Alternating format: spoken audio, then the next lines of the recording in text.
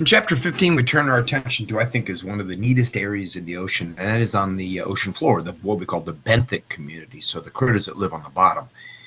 Not only those that live on the bottom, benthic refers to not only those who live on the bottom in shallow areas, but what I was more talking about is some of the most bizarre critters live in the bottom in the very deep areas. And this is something that was rather surprising oceanographers when we got down to the depths. We thought that the extreme pressures and just overall harshness of the environmental conditions would prevent anything from living down there. But come to find out, as we'll see in our lecture today, in this lecture, the species diversity of organisms on the bottom rivals that of some places in the tropical rainforest. So it's not a ghost town down there. But as you might expect, or as you might be able to predict, the benthic organism distribution is going to be very similar to what we talked about in terms of overall productivity in the ocean anyway, right? So the little chart down there in the lower right with the chlorophyll concentrations again, if you superimpose that or look at that in conjunction with the chart up above with the amount of biomass, amount of benthic organic or organism biomass, how many there are, you find that they're along the coast again. And that's something that is a pervasive concept that we've looked at throughout a couple of times. That's where most of the nutrients are. That's where the shallow enough producers, or the shallow enough water so producers can photosynthesize. There isn't a whole lot going on out there in the mid-ocean. 98% of the known marine species are benthic, so in spite of the fact that it is an area that we don't often travel to, especially in the deeper benthic communities, there's like I said, quite a bit of species diversity. But there's a lot of undescribed species too, so this is where the chance for some real exciting discoveries still lie, especially when it comes to discovering new types of animals. All right, let's look at the shallow areas first. What about these organisms that are benthic? That live in the shallower climates, shallower areas, especially those that live in the intertidal zone. All right, in those rocky shore communities, not something we have here a lot in Florida, but in these rocky shore communities, we discuss something known as the epifauna. Now, the word fauna, we oftentimes talk about fauna and flora.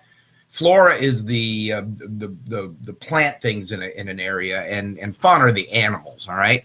So what we're talking about is going to be those animals that are living on top of the substrate. Right. These are the epifauna. They're attached to the substrate. They might be sessile, or maybe they move over the floor. They might not move, for example, like the mussels and some sponges and those kinds of things. The algae, I guess in this case they're using the word fauna a little more loosely. They're just talking about the living things in general, because algae are certainly not animals. But those things can either attach to the bottom that are sessile or move across the bottom, are known as the epifauna, and that's going to be a challenge to them in these intertidal zones, because if you look down on the right hand side, this is a great chart. Those above deal with the physical stress of drying out, from just not. They might get some spray, if you will, but it is not enough to keep them wet. Now, those folks that really have to deal with differences in the environment are the ones that are in the tide zone, the high tide, the middle tide, and the low tide, depending on where they are, especially those in the high tide. They're going to be really competing for, or really going to be competing not only for attachment sites in these areas, but when the water goes out, they got to deal with the drying out issues and the overheating issues, and, of course, the lack of food. So they're going to have, especially if you're sessile, of course, you're going to have ways to deal with that. Those in the middle tide zone, the lower tide zone, as we move down into the tide zone, we're not going to have as much problem with that because the tide is not out as long, but that's where you're going to get a lot of the of wave energy, right? So that's going to be something that organisms are going to have to deal with and adapt to as well. Of course, predation. Really, overall, nothing really drives evolution much faster than predation. Organisms preying upon each other is usually one of the quickest ways to start to get this idea of who the fittest are in an environment. All right, some of those organisms in the intertidal zone, like I said, have to deal with this idea of when the tide goes out, how do they deal with drying out? Well, they clam up, right? That's where the word comes from. Desiccation, that drying out idea. What clams do, oysters, things we call bivalves, things that are two shells to them. So clams and oysters and mussels, those kinds of things. What they do is they close their shells. They have these very strong muscles inside that they pull those shell halves, those valves together, right? So that prevents them from drying out. But the problem, like I put out in the arrow, is you're not gas exchanging, right? So carbon dioxide is building up and you're not feeding. So you can only do this for a bit of time, right? And you're going to do this long enough, hopefully you've evolved to the point where you're going to be able to survive any of those problems until the tide comes back in again, right? Other organisms can move around in the tide pool, like you see in the picture of those snails that have gathered under the rock, and they might be able to find areas that still have moisture. That's obviously something that's can be used by critters that move around. Those that don't move around can't deal with that. And then you may have noticed on some clam shells and even some snail shells, there's the ridges. You know, they have a ridged sort of appearance to them. That has to actually do with the problem that these other organisms have to deal with, is temperature fluctuations, right? When the tide goes out, especially on a warm, sunny day, these organisms are going to heat up, and when the tide comes in, they're going to cool back off again. The cooling off is really not the big problem. It's what to do when the tide is out and you're warming up. Well, those little ridges that you find on many of the shells of critters that live in this area is an evolutionary adaptation. It allows them to more efficiently radiate heat, to get rid of excess heat. So as the sun is warming them up, these ridges act like they're like a radiator in your car, basically, or like if you think about a motorcycle, it's got those fins that stick out of the cylinders. All of that is to increase the surface area between the air and what's heating up, so that the heat can be passed into the air faster. So the radiating of the heat being so important has driven some of these organisms to evolve these special type of shells. Other organisms, and I remember living in California, I loved going around and digging in the tide pools. They can survive in these tide pools. So, and it may get muddy, the water may go out, but depending on the critter you are, you might be able to deal with that depending on how long the tide is out, how severe the overheating, that sort of stuff. Any sort of changes in that, whether human or otherwise, can certainly disrupt a lot of these organisms' ability to survive during these, especially these stressful times. So in the intertidal zone, we got to deal with drying out. You deal with salinity fluctuations. You're close to the shore, so the ocean salinity being somewhere around 33 to 35 normally can go up and down depending. It's a rainy day, you get a lot of rainwater coming off the coast. You're going to dilute it. The salinity is going to go down. Hot days, you're going to evaporate the water. That's going to increase the salinity. The salt in the water doesn't evaporate, just the water, so the salt stays behind. In the intertidal region, in an area, many times we find organisms that are adapted to a very wide range of salinities. They have the ability to deal with certain times when the salt is higher, and then the drying out problem that causes, and then certain times when the salt level is maybe a little bit lower, and the problem that causes with too much water being brought in. So these organisms that are euryhaline are oftentimes going to be found in these intertidal regions, as well as a lot of times found in the Banana River and the Indian River, those intercoastal rivers here in Florida, where they can vary in salinity from, ocean-like close to the inlets, and then, less salinity as we get further away from the ocean.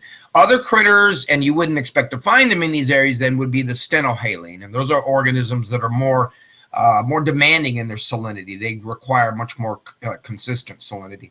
We talked about clamming up dries you out. It stops your feeding, though, which means in some cases, like for example in semi-diurnal tides, which is the most common type of tide around the world, organisms can spend about depending on where they are in the tidal zone, approximately half of their day not feeding. So obviously that's something you got to think about. Again, the waves and the tides moving in, there's a lot of force.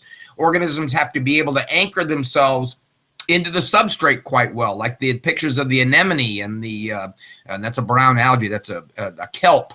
The kelp has these things, they're not really roots, they're called holdfast, but they hold into the bottom. But the kelp gives in high currents. They kind of bend over when the currents are very high, so they bend but don't break. It's like banana plants here in Florida. Banana plants, or wherever they grow, have these big leaves, which you would think, well, that's great for photosynthesis, but with a lot of wind and rain and tropical weather, wouldn't those big leaves be they would actually be pushed around by the wind a lot. That's why you notice banana plants many times the leaves are ripped. The ripping is fine, doesn't affect the leaf, and that's in response to letting the wind blow through. So again, banana plants will bend, but typically they won't break. There are exceptions, of course. The anemone up above is pulling themselves down, getting closer to the substrate to get out of that heavy current. Other organisms like mussels have these little threads you can see in the picture. They're called byssal. Oh, see if my pen works today. No. Does it? Yes, it does. Byssal threads are very cool because they have a glue by which they can attach this stuff that entrepreneurs are very interested in, because it's a glue that sticks very well underwater, salt water. But it doesn't stick perfectly, so sometimes the wave action will break up these beds of mussels and these organisms that use these byssal threads. And while that's not so great for the critters that are getting washed away, it does provide opportunities for other critters or other species to move in, right? So one person's poison is another person's food. It works out there in the ecosystem that way too.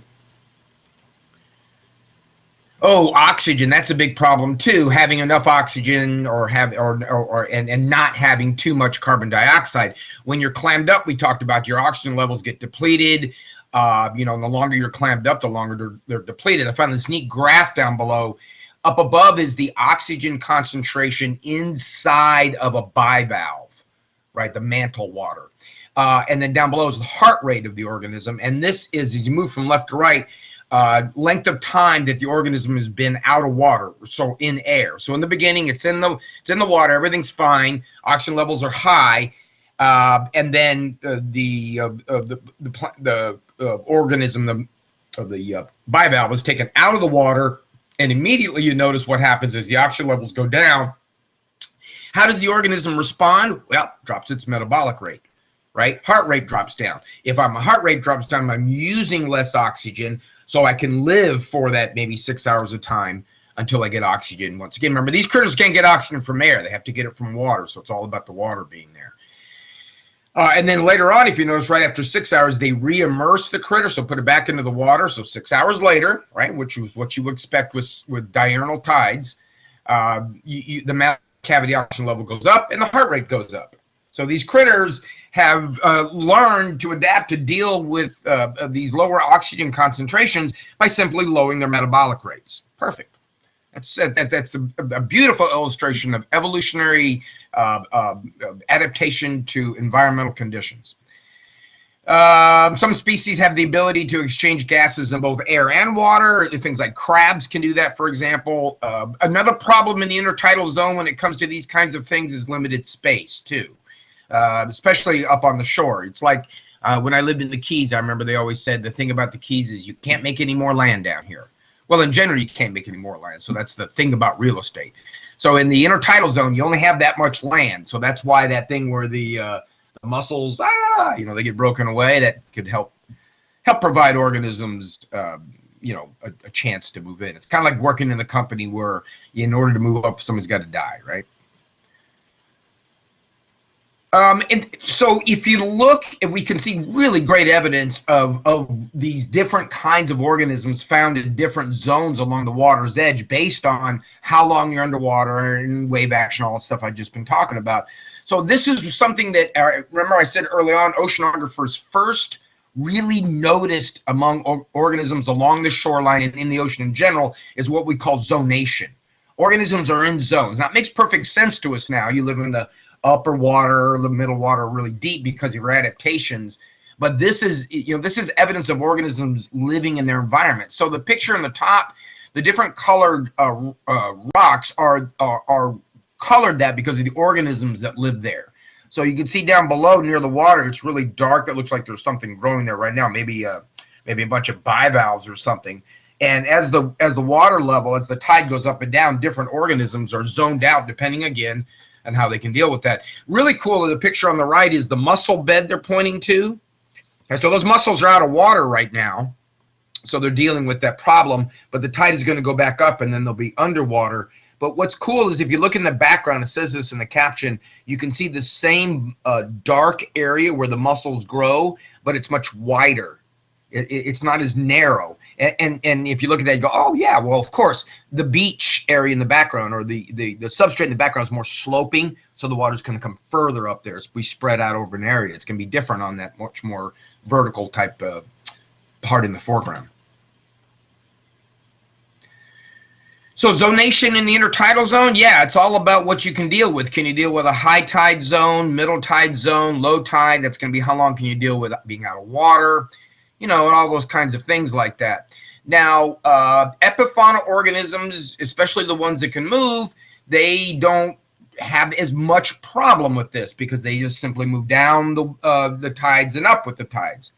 Notice, of course, overall that the species abundance and the biomass decreases as we go up the beach. That means the reason why that is because higher tide zones, middle tide zones, as you move up out of the beach, as you move into those less stable environments, you're going to have really specific adaptations. And many times that's going to be fewer organisms that have that. So it's a little bit easier to live down in that subtidal zone. So a lot of critters live down there. But if you think you can make it up there in the high tide zone, and remember, living up there has advantages too. Resources, you're up there all by yourself, or there's not very many of you. And so you could take advantage of that, right? Being by yourself in an area. So these organisms are going to, zonate themselves out. Now, the in-fauna critters are the burrowing organisms. And burrowing provides at least a little bit a better stable environment when the tide goes in and out. You have less chance of drying out. You have less chance of temperature extremes. The tide is out, you're down in the wet sand. If you ever dug at the beach, what I'm sure most of you have, you know that there are critters living down there that when the tide comes in, they'd be underwater. So what many of those critters would do is come up out of their substrate when the water moves in. Critters like bivalve mollusks, all right, and annelid worms. So on the right, this is how a clam gets themselves into the substrate. They use their foot and their valves or shells to dig a hole and then basically pull themselves down their foot and pull themselves into the hole and then just leave their in-current and ex-current siphons sticking above the water or sticking above the dirt, the ground, right? So that when the tide comes in, they're filter feeders. They can bring water into these siphons and receive their food. And when the tide goes out, they pull those siphons in, they clam up, and they remain down there as in-fauna, remain down there in the wetter and the cooler sand. If you ever walked along the beach and you saw these weird things that the guy's holding in his hand or that person is holding in their hand, or on the right, you've seen those little holes.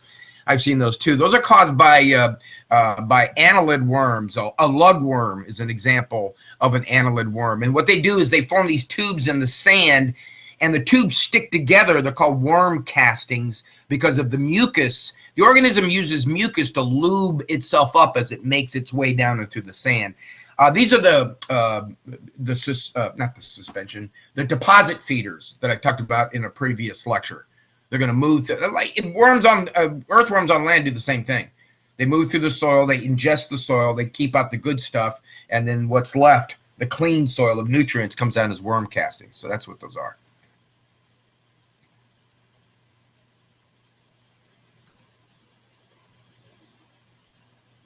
Crustaceans and echinoderms, crustaceans, clams, not clams, I'm sorry, crabs, oysters, shrimp, those kind of critters.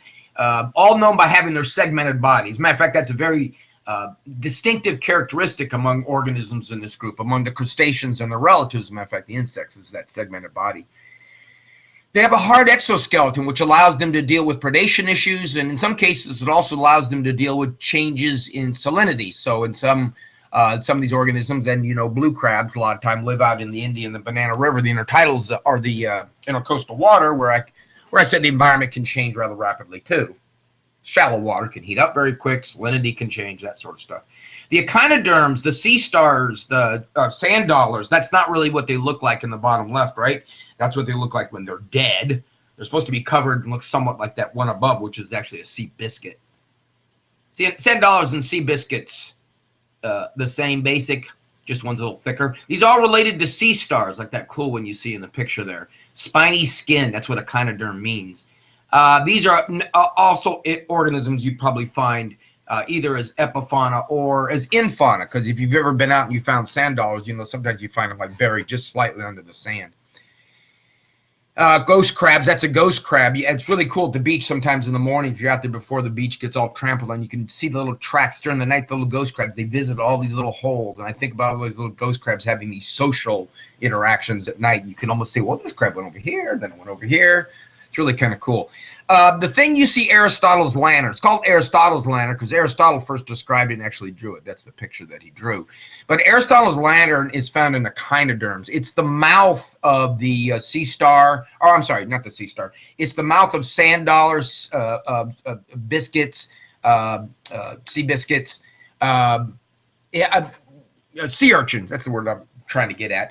This is their mouth. So it's really very cool. It's an interesting anatomy of these small little calcareous plates that act as, part of them act as the teeth, and these small little muscles that move these little plates and cause that mouth to pinch back and forth. It's a brilliantly evolved piece of mechanism there with these critters. So if you ever break open a sand dollar and all the pieces inside, that's the pieces of the Aristotle's lantern. That's what that is. The meiofauna, these are really small critters. We call them meo because meo means like in between. These are critters that are so small, what, 1/10 to 2 millimeters, that they live between the grains of sand. So they're going to be in fauna, right? Even between, so small they can fit in between the small grains. They're going to feed on smaller things like bacteria. And some examples of these are things like polychaetes you see in the lower right. A polychaete is a relative of our earthworm, similar to our earthworm. An amphipod, which is it says there, it's a crustacean, it's a shrimp, krill, that sort of stuff. Nematodes, maybe you're not as familiar with. We have nematodes exist all over the place, so there are some that live in the ocean as well and down in the fauna. Things like copepods. Copepods is another crustacean. I thought that was a really cool picture that I found of a copepod. But these little tiny critters are gonna wreak their havoc on the small little bacteria living in between the grains of sand. Everybody seems to find a space. Now, as far as then when we begin to move offshore, so the shallow offshore, the area where there's enough light for photosynthetic things to grow, the subtidal zone, the rocky bottom area, things like kelp. Now, we don't have kelp growing out here in Florida. It's a cold water species. California has a lot, much more kelp beds. And it's not kelp, we call it a seaweed, but it's not a plant. It's actually a multicellular, not a protist, a protist. Excuse me. No, so that should be I. My pen's not working. It should be a protist. So we call it a seaweed, like plants, but it's not. It's actually a protozoan, just a multicellular one. Attaches to the bottom by those holdfasts, and then things called stipes, which are stems and blades. And since it's not a plant, we can't say stem and leaf. We call it stipe and blade. It's just a technical aspect. And these nematocysts that you see, these float bags that you see that actually help the kelp float up in the water. Now, they can grow pretty long. Of course, there's going to be limitations based on sunlight, but they can make these really extensive, fast-growing, very productive kelp forests where lots of critters can live, lots of critters can hunt, like the shark that you see there. Other critters can hide from predators. Lots of organisms will actually use these kelp areas as a nursery. They'll go in and have their offspring, and the offspring will live in amongst these kelp as kind of a little bit of a protection until they get big enough to be able to hopefully survive on their own. Again, we don't have this kind of kelp here in Florida, but we do have a similar type, a shrub kelp, which is a sargassum. We get a lot of sargassum washing up on the beach here in Florida, and that's another a protozoan, not a multicellular protozoan. And like the kelp beds out in California, the sargassum, which is floating kelp, basically doesn't attach itself to the bottom. Sargassum actually forms these huge areas in the water. These just east of Florida is the Sargasso Sea, where there's all this sargassum weed. And again, those like the kelp beds provide areas like nurseries and areas for things for organisms to live, because they're protozoans, but yes, they photosynthesize, kelp or sargassum, so they're producing food. So there's things that eat them and things that eat them, and it's that whole ecosystem thing that we've discussed. Okay, the rocky bottom of the shallow offshore communities, we're going to have things like the lobsters, which are scavengers. That's a cool picture I got down below, the Caribbean lobsters. Remember, our lobsters don't have claws. It's the Maine lobster there you see in the picture that is the clawed one. Our spiny lobsters don't, but they'll migrate across the seabed before. I've seen this when I've been scuba diving. It's really kind of neat to watch them all together doing that. They're scavengers for the most part, like a lot of crustaceans, crabs, and those kind of critters. But they also will feed on live animals. Oysters live there as well.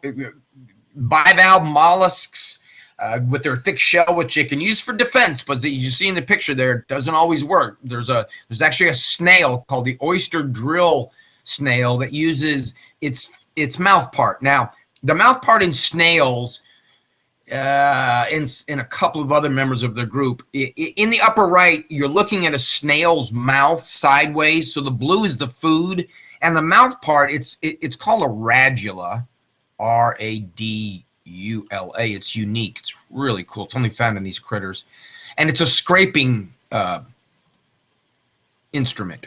It's basically these hard teeth that they scrape and scrape and scrape off this food material. That's how they make a living. Well, other organisms have taken that and modified. Like, for example, squid and octopus, who are related to these organisms, snails and such, modified theirs into a beak, right? But this oyster drill snail has taken his radula and used it for scraping through the shells of its prey, and it also drops a little bit of acid in there as it scrapes through. So a little bit of acid eats a hole through, and then once it eats the hole through, then it can actually get into the organism with its mouth and begin to digest the organism without ever having to crawl in through the shell. That's what happened to that. You see that shell up, the little white one with the hole in it?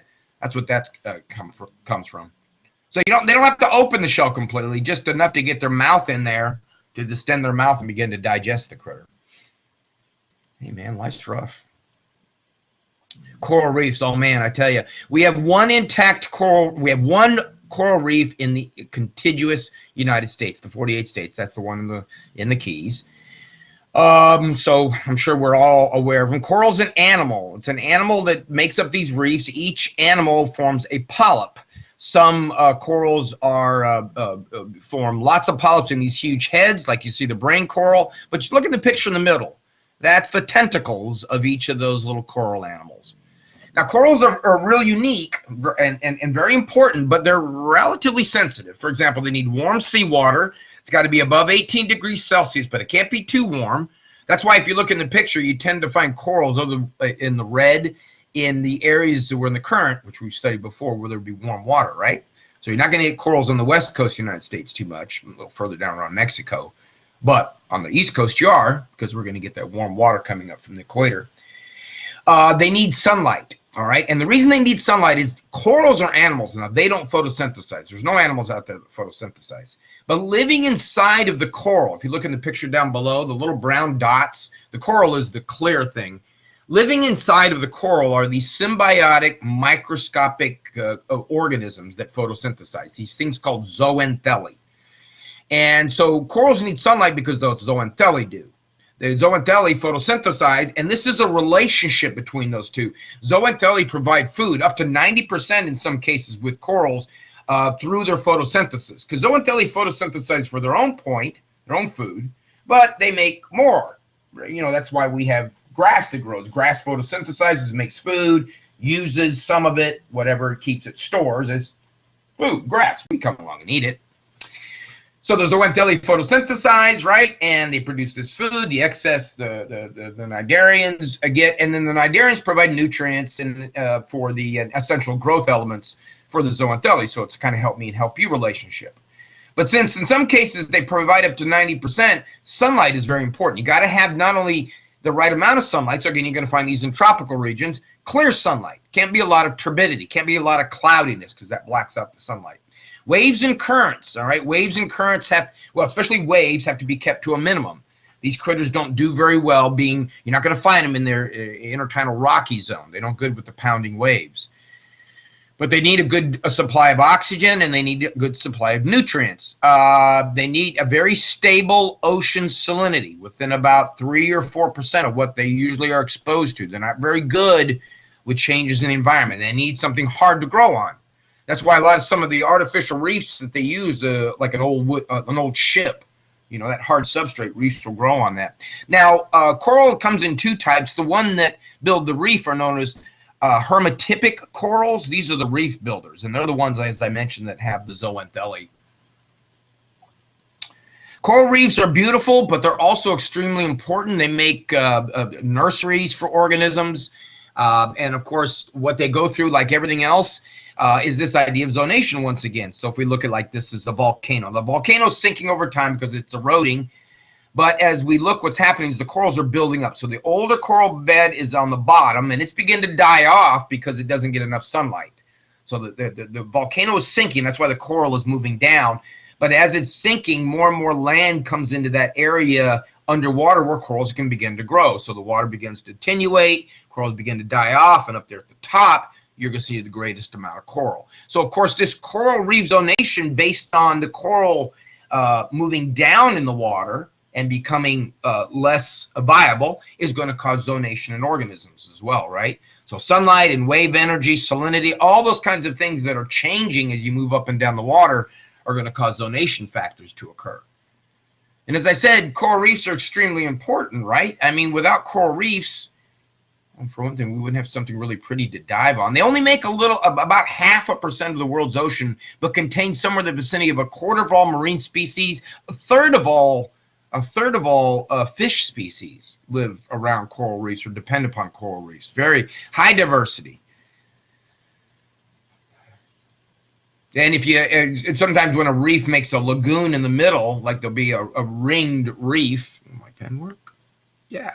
And in the middle, actually, when a volcano subsides, that's what's left behind. A volcano around, as it subsides into the water and erodes into the water, the reef builds out in a circle, so you can get a lagoon on the inside, and actually that can provide a lot of habitat. Unfortunately, the Great Barrier Reef in Australia, off the northeastern coast, there's a little map of where we are, which is 1,200 feet long, 1,200 miles long. I think I heard the other day that somewhere they're estimating close to 50% of the coral have bleached and died there. The benefits of coral reefs, and I guess the sadness of losing coral like that, is the fisheries. There's so much of our fisheries, so much of the fish that we eat, that we harvest, that come from coral reef or depend on species on coral reef. Coral reefs protect our shorelines from heavy wave action. They break up the waves before they start pounding, the beaches and that sort of stuff. And of course, they're important for tourism. In some countries, it makes up over half of their gross national product. The problem, of course, with tourism, especially when we talk about ecotourism, is, people moving in. And when people move in, development moves in. And when development moves in, especially along the shore, we get more sediment. And when you get more sediment, you get cloudy waters. And so coral starts to get affected. And like I said, the problem with corals, I guess, for them is they live close to shore, so they're affected a lot by things that run off of shore. So here we're looking at the anthropogenic, or the human-caused factors or things that are causing problems with coral. Sewage discharge, agricultural fertilizers, all those things increase nutrients. Now, I've used that word nutrients before and explained to you that it sounds like a good word, and it refers to something that's necessary, but it's like Goldilocks. You don't want too much of it. You want just the right amount. So an increase in nutrients causes the wrong things to grow. For example, hermatypic corals need lower nutrient levels. At high nutrient levels, things called phytoplankton begin to dominate. And they cause bioerosion. What we mean by that is a breakdown in the natural ecosystem that goes on there, because the phytoplankton, as they begin to grow, what they do is they begin to block out the water, or the light, not the water, block out the light. They cause turbidity. Coral bleaching, caused mostly by elevated water temperature. During this time, for some reason, these zooanthellae, which in many species are absolutely crucial, providing 90% of their food. When corals feel stressed, and this is a problem in Florida, what they do is they expel their zooanthellae. It might have something to do with oxygen levels building up, Nobody's really quite sure, but during these times of elevated water temperature, a healthy reef, like you see in the middle of 1996, could become a bleach. That's the same coral bed there. Up above is a picture of a brainhead coral that's bleached, and in the upper right is a comparison. Healthy on the right and bleached on the left. Bleached is bleached because the color of corals come from their zooanthellae. And so when they're expelled, coral loses their color. Now, they not only lose their color, they lose their ability to photosynthesize, right? They don't get that from the photosynthetic organism that lives inside of them. They don't get it from the zooanthellae. Now, they can take those zooanthellae back up and survive, but if they don't within a few weeks, then they die off. And if the environmental conditions that are causing elevated water temperature last that long, they don't have a chance to retake those zooanthellae. So when we think about things in our backyard, things that we can view that have that are affected by changes in the climate, the increase in the bleaching rate, the increase of dying coral, not only in Australia, but here in the Florida Keys, is directly attributed to the changes that human beings have caused to the environment. Not only just global warming in this particular case, but just global climate change. Because global warming is going to affect the corals, but global climate change causing differences in rain, that sort of stuff, differences in weather patterns, could also change nutrient loads in place, and that could affect corals. The end result is about a third of corals are at a high risk of extinction, we being the greatest threat. These other things are threats, but probably, since they're natural, corals could deal with them. A hurricane comes through and kills a piece of the reef and it grows back. But the problem is whenever we balance in or factor in anthropogenic factors, right? Whenever humans make it worse, it's sort of like folks who have AIDS. Sometimes you may read about dying of a rare form of pneumonia.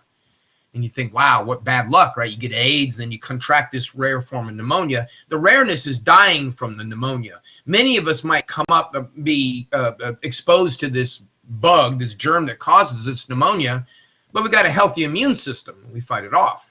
AIDS folks don't have that. So it's what we call kind of an opportunistic thing. So we could have we causing problems to the reef. It's already stressed. Hurricane comes through, right? You have those problems. There it is.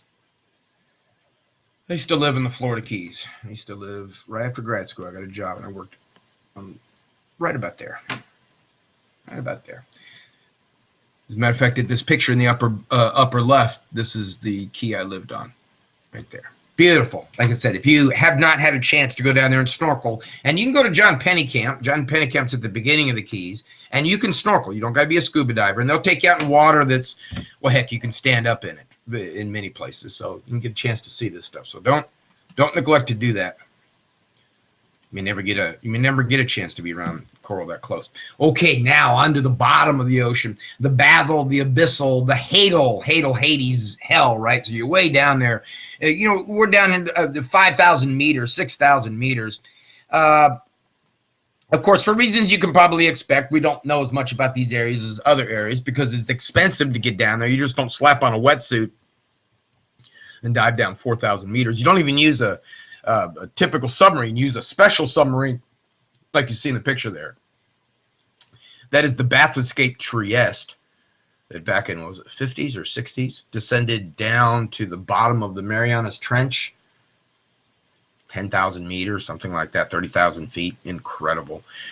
Of course, as humans in those submarines, now the guys in the submarine, by the way, in that Bathyscaphe were in here. This is all ballast. This is all how they sank and float, right? But the human beings in that little pod there only had a certain amount of air, so they can only stay down so long. And especially in those long descents, it's 4 hours there, 4 hours back. And you only got 12 hours of air, so you only got 4 hours on the bottom. I did a submersible dive out in the Gulf of Mexico, nowhere near the depth that these folks did, down to 1,500 feet, so about 500 meters. And it took, I believe, about a half hour to descend down to that depth. It was an incredible experience, but it was very interesting. Robots are better suited for this kind of stuff because, of course, the pressure and the extreme conditions don't affect them. Organisms living down there have to deal with no light. It's very cold. In some cases, actually below freezing. It doesn't freeze because of the salt that's in the water. 14,000 pounds per square inch of pressure, over 14,000 pounds in some of the deepest trenches, and no primary productivity, right? Well, no photosynthesis, nothing making food. Now there is some stuff that rains down from above. It's called a nutrient rain, but only about 3% at most of the food that's made up there drops down. The rest of it comes from things that are dying and decomposing. Food decomposition rates are very slow down here in this area because of the cold water, but decomposition does occur. So there's a lot of really special adaptations for detecting food, a lot of, and not sight obviously, but a lot of feelers that organisms have that act like noses that actually kind of smell chemicals in the water, give them a chance, an idea where the food is. In areas like this, in areas that are very secluded, it happens on islands too sometimes, something called gigantism occurs. That thing that fellow is holding is an isopod. An isopod is related to, it's a crustacean. All right, so isopods are usually quite small. This one is obviously not quite small, but sometimes when you live in the area all by yourself, you can get really big. As I said earlier, though, in spite of the fact that we haven't spent much time down there and haven't really explored much of it, we've actually explored a lot more of the moon than we have of the deep ocean. It is very speciose. There is quite a few species. There's quite a bit of species diversity, similar to what I mentioned in the rainforest. For example, in one particular study, in just 225 square feet, they found nearly 900 species. So now that's everything, right? It's going to be the animals. It's going to be, well, there's not going to be any plants. It's going to be the microscopic, that kind of stuff. So, but still, nonetheless. So again, where do they get their food? Well, a lot of it, like I said, is going to be caused by stuff that rains down from above. Some of it, you get this transported nutrients off the shelf, but especially if you're out in deep water away from that area, it's going to be, the whales dying and the crustacean molts, which are protein. Fecal, not pleasant, but of course it's got nutritious material and all that sort of stuff. This stuff is going to rain down from above, and organisms are going to be able to live on that. Not a whole lot, but enough to obviously to keep a pretty species diverse. Now, don't confuse species diversity with species abundance.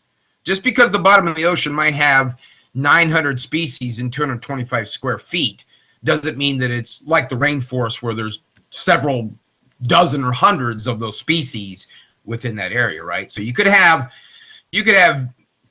very low species abundance, but high species diversity. 10 species, but only one of each, right? See what I mean? So down the bottom, there might be a lot of species diversity, but it's probably not going to be a whole lot of abundance, as you would imagine. There are some cool critters down there. For example, deep sea hydrothermal vents. These are the areas where the ocean water seeps down between the cracks in the rock and interacts with the mantle, that really hot rock area. These are really new. It wasn't only discovered until 1977 by Alvin. It's Alvin. That's kind of like the submersible I went on. Not the same. It wasn't Alvin. It was similar to that.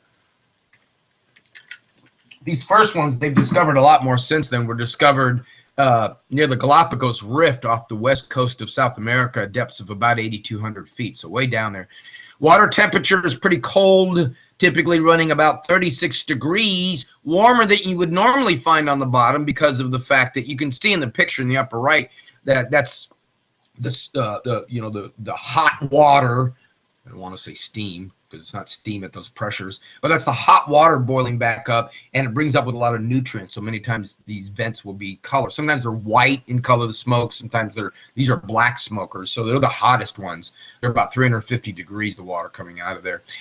But these areas will warm the water around them, and they can actually make communities of organisms that have been previously unknown to science, species we never knew existed, some species that only occur in this particular area. And it's funny because these hydrothermal vent communities, like the one on the right, those worms are part of the community. These really huge worms they'll almost look like they have blood in them, but they don't. They grow spread out across the ocean floor. And so they're like oases. And in these little communities would be 1,000 times more species density than will be just a little bit away out in the middle of the ocean floor. So we would find these communities spread out. And we thought, how do they, How do species get from community to community if there's nothing in between? So if an organism wanted to disperse from one of these hydrothermal vent communities to another, some distance away, how would it survive in the trip in between if they're scattered so far apart? There's nothing to eat. You wouldn't make it. All right. One of the really cool things, ideas come up with something called the dead whale hypothesis, that maybe the nutrient rain, a dead organism, maybe a dead whale, drops down from up above, right? It's going to take a while for them to decompose. A big whale could make it all the way to the bottom. And then those deposits of food, those bits of nutrient rain, or those bigger bits of nutrient rain, provide a waypoint for the larvae of these organisms to survive as they make it to the next community. It's really kind of neat. But there's a lot of work down there where there'll be, 3 or 4 communities, hydrothermal communities spread apart from one another. Here, one here. And they'll find species that are different on all of them. So there'll be species that are on one that are not on the other. And sometimes they find species on some of these that are only found around that hydrothermal community in the entire world, as far as they know. Not found anyplace else. And living there is not easy, because not only the hot water, but you also got low pH and a lot of toxic substances. Interesting hydrothermal vent, one of the hypotheses for how life on Earth may have began involves perhaps origins of life around hydrothermal vents. I talk more about that in my Bio 2 class if that's something that's interesting to you. As I said, they originally discovered it in 77 in the Galapagos Rift, but since then we've found quite a few of them. And if you remember from early in the semester, our discussions about the Ring of Fire and volcanic activity and the Mid-Atlantic Ridge, you should probably recognize why these hydrothermal vents tend to be found where they are, right? They're right along the most tectonically active areas. Oh, okay. Before I leave, then let's talk about chemosynthesis. Microscopic organisms called archaea. They used to be called bacteria, but they're not bacteria, but they're small little organisms like that. Microscopic archaea provide the crux, the keystone for how these organisms survive. Inside those blood red worms that I pointed out, inside their tissue, there are a bunch of these microscopic archaeans, organisms that live inside of their tissues, inside the tissues of the worms, the clams, the mussels, a lot of other organisms that are living in that area. There's a symbiont. Many organisms, it's an obligate. They got to have this symbiont. This is, like I said, it's the base of the hydrothermal food chain. Now, here's what those microscopic archaean do. What they do is they use hydrogen sulfide. That's what the basis of all this is. Now, where's the hydrogen sulfide? Volcanic activity produces hydrogen sulfide, lots of it. It's that smelly egg gas that you might smell sometimes. These areas are areas of tectonic or volcanic activity, right? So there's a lot of hydrogen sulfide. So without really overwhelming too much with the chemistry, let's look down below and let's look at photosynthesis first, right? Let's look at this one. This is how plants, this is what we're most familiar with. Plants take light, they take water, don't worry about the numbers, they take carbon dioxide and they make food and they make oxygen, okay? Now, again, without getting too much detail, what the light does for all of this is the light supplies energy. All right, you need energy to build food molecules. So that's where the energy comes from for that, all right? Enough about that. Down at this depth, there's no light. So what do they use? Well, in this case, they're going to use hydrogen sulfide. They're going to use water and carbon dioxide and oxygen. There's also oxygen down there. Now, they're going to create food and something lovely, right? Sulfuric acid. So think about that in terms of organisms living around there, what they have to deal with. Now, what they've made is they've made food again. Where did they get the energy? Well, they use the hydrogen sulfide in a chemical process called oxidation. It's real hard to write with a mouse. Oxidation. And I'm not going to go chemistry on you here, folks. But oxidation, when you oxidize something, you release energy. So when hydrogen sulfide is oxidized by these archaean, by these bacteria, what they do is they release energy to turn around to make food. Now, the organisms, the tube worms, the clams, and the mussels don't get their energy from the oxidation of hydrogen sulfide. That's what the archaeans do. But the archaeans use that energy to make food, to make sugar. Some of that they use for themselves, and the rest go to the host they live inside, right? again, this speaks to some ideas and hypotheses about perhaps the way life on Earth may have begun. It could have occurred down around these geothermal vents, and then for reasons that I do go into a little bit more in bio too, photosynthesis might have been sort of a derivative of this chemosynthesis process chemically. And then all you need is sunlight. Got plenty of that on Earth. All right, so that's it for critters on the bottom.